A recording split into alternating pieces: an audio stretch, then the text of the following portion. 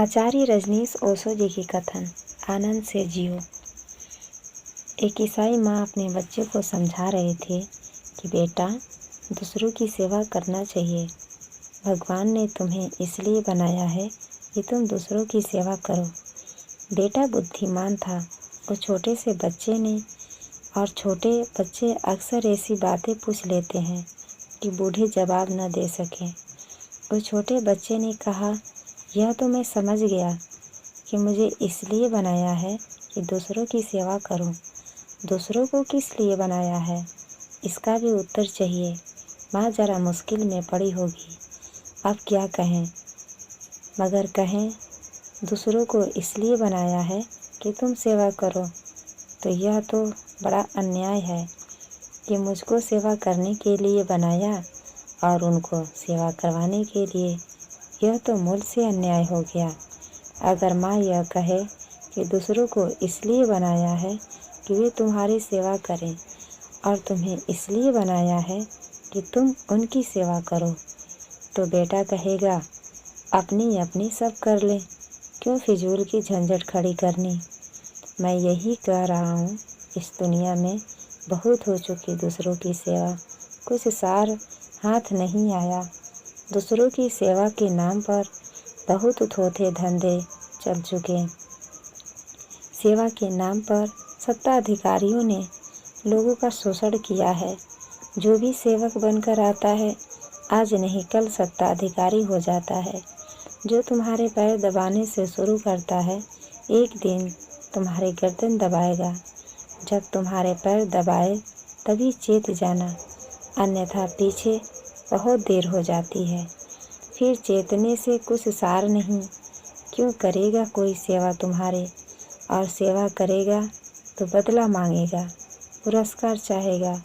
मेरी दीक्षा यही है, तुम्हें अपने आनंद से जियो। इतना ही पर्याप्त होगा कि तुम किसी दूसरे के आनंद में बाधा न बनो। इतना ही पर्याप्त होगा कि तुम अपने आनंद का नृत्य नाचो और अपना गीत गाओ। शायद तुम्हारे आनंद की तरंग दूसरों को भी लग जाए और वे भी आनंदित हो जाए। शायद थोड़ी गुलाल तुमसे उड़े और वे भी लाल हो जाए। थोड़ा रंग तुमसे छिटके और वे भी रंग जाए। यह दूसरी बात है। तुमने सेवा की, ऐसा सोचना मत। कोयल गाती है, तुम क्या सोचते हो?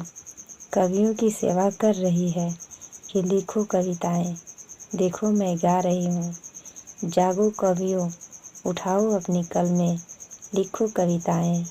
मैं आ गई सेवा करने को फिर। कि पपीहा पुकारता है कि संतो जागो, कि देखो मैं पियों को पुकार रहा हूँ।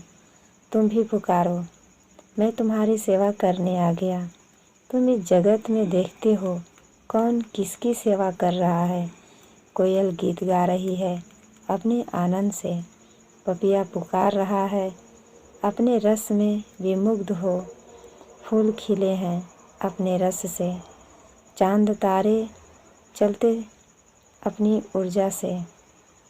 तुम भी अपने में जियो। मैं तुम्हें सेवक नहीं बनाना चाहता। मेरे पास लोग आ जाते हैं, वे कहते हैं आप अपने सन्यासियों को क्यों नहीं कहते कि जनता की सेवा करें। क्यों करें? क्यों किसी की कोई सेवा करे? और कितने दिन से सेवा चल रही है? हजारों साल हो गए, लाभ क्या है? मैं नहीं सिखाता सेवा करना, और इसका यह अर्थ नहीं है कि तुमसे सेवा नहीं होगी। ख्याल समझ लेना, भेद समझ लेना। सेवा तुमसे तभी होगी जब तुम करोगे नहीं।